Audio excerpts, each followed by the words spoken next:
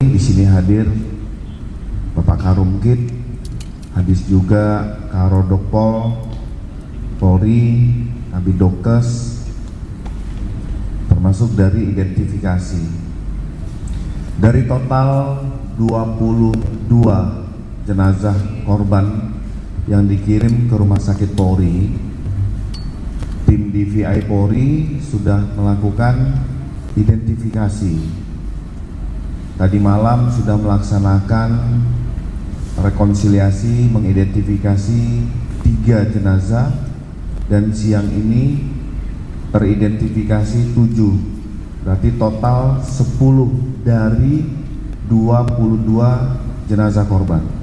Nanti secara detail akan disampaikan oleh Bapak Karumkit, Brigjen Polisi Dr. Prima Heru.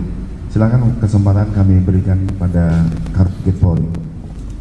Terima kasih Bapak Kabid Humas Polda Metro Jaya.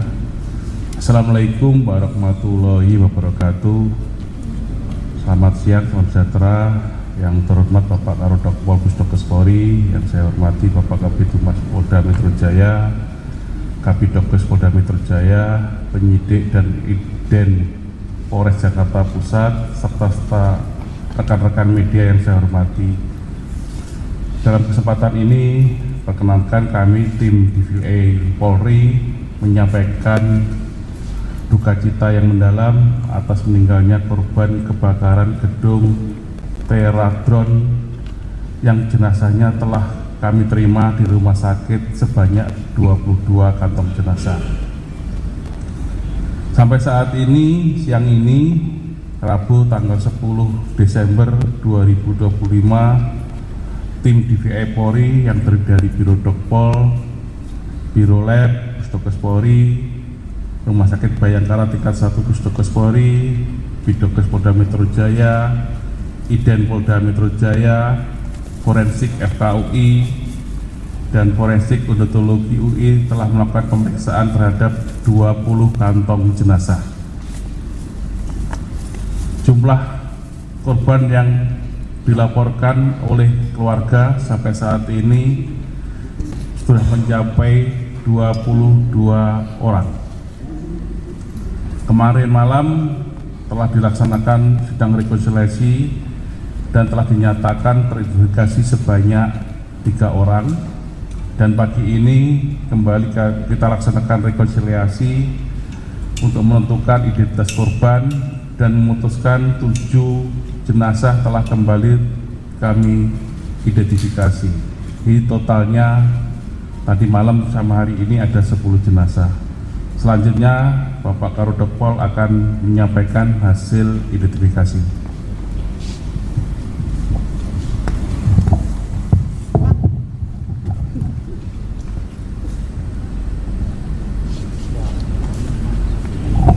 Terima kasih.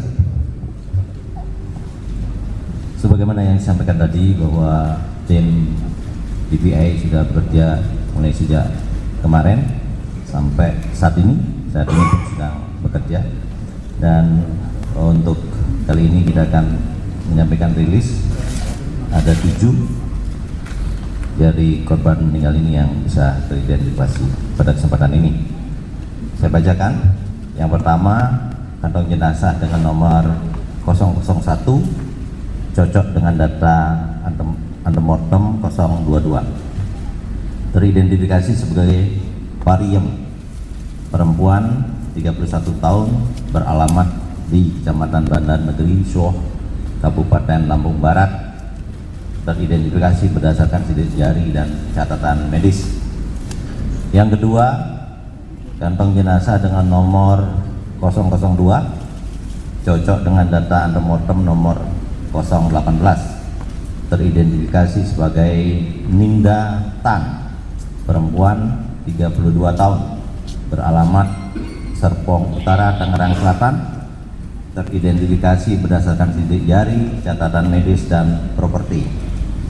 Yang ketiga, kantong jenazah dengan nomor 003 cocok dengan data antemortem 009, teridentifikasi sebagai Muhammad Ariel Budiman, laki-laki 24 tahun, beralamat Mampang Perapatan, Jakarta Selatan, teridentifikasi berdasarkan pemeriksaan sidik jari, gigi, dan properti.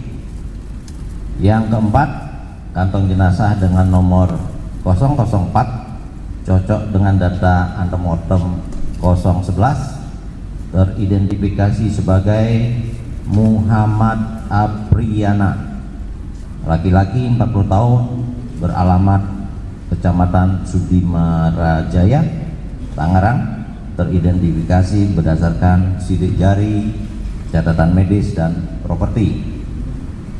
Yang kelima, kantong jenazah dengan nomor 008 cocok dengan data antemortem nomor 020, teridentifikasi sebagai Della Yohana Simanjuntak, perempuan 22 tahun, beralamat Kebayoran Lama, Jakarta Selatan, teridentifikasi berdasarkan sidik jari, catatan gigi, benda medis, dan properti.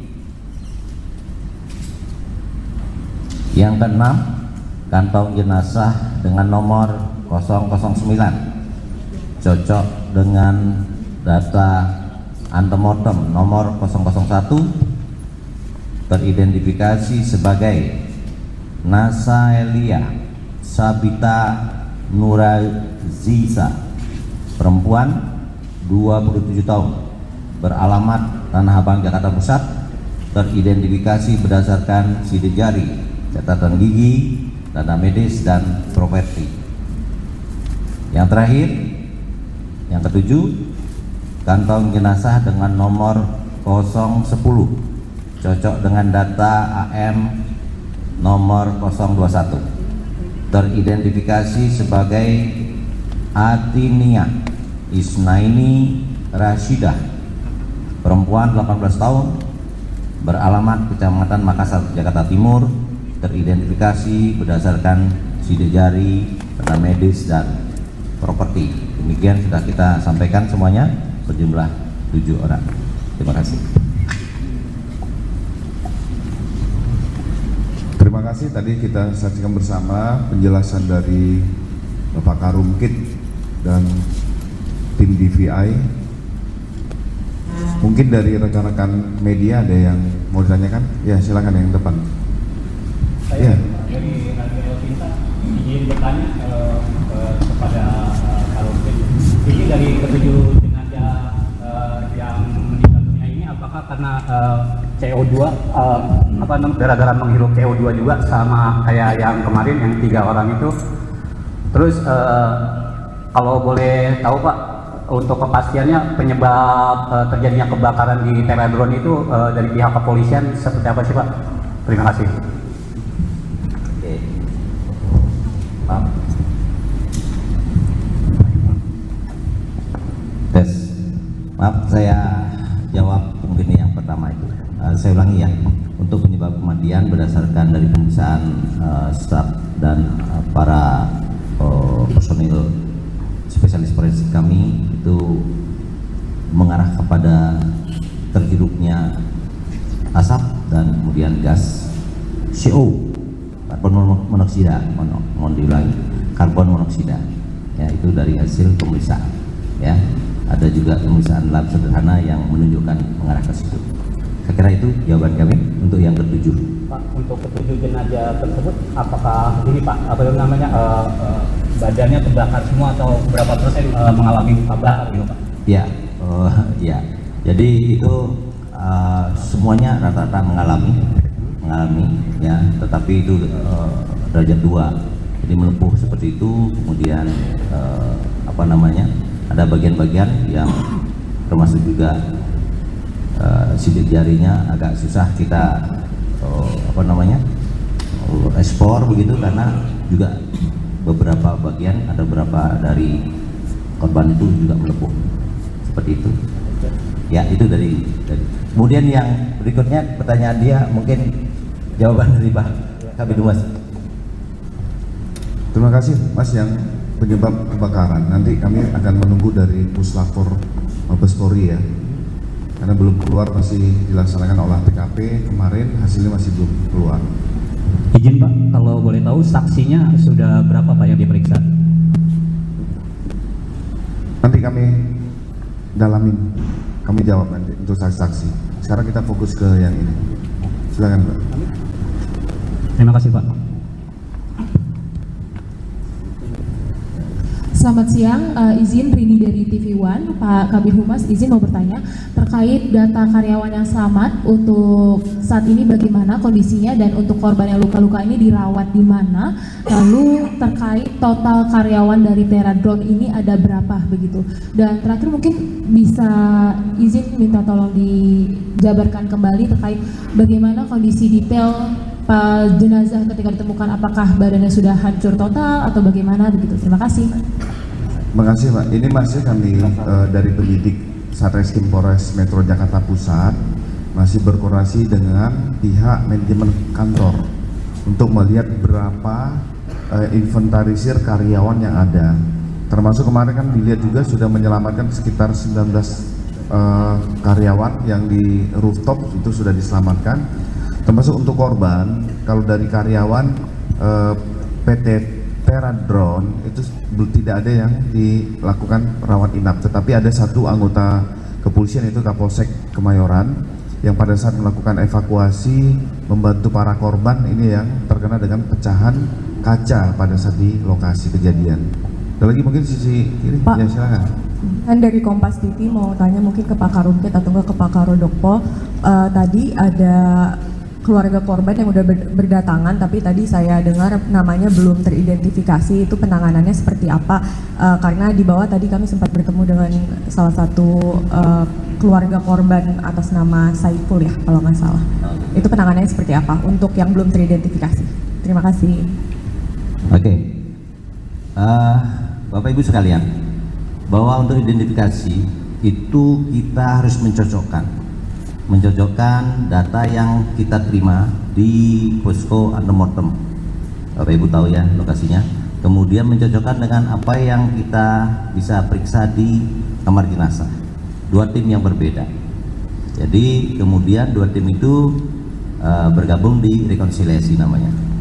Nah, kalau sudah diperiksa sebagaimana yang disampaikan dilaporkan oleh Pak Karumkit tadi, kemudian saat ini belum teridentifikasi begitu ya. Ya, ini berarti masih dalam proses. Ya, sekarang sudah ada 10. Kemudian mudah-mudahan nanti sore kita bisa dapatkan lagi, ya, sehingga yang belum teridentifikasi kita harapkan maksimal kita bisa identifikasi. Berarti masih dalam proses itu untuk pencocokan, ya. Oke. Baik, Pak Kabid. Download Tribun X sekarang, menghadirkan lokal menjadi Indonesia.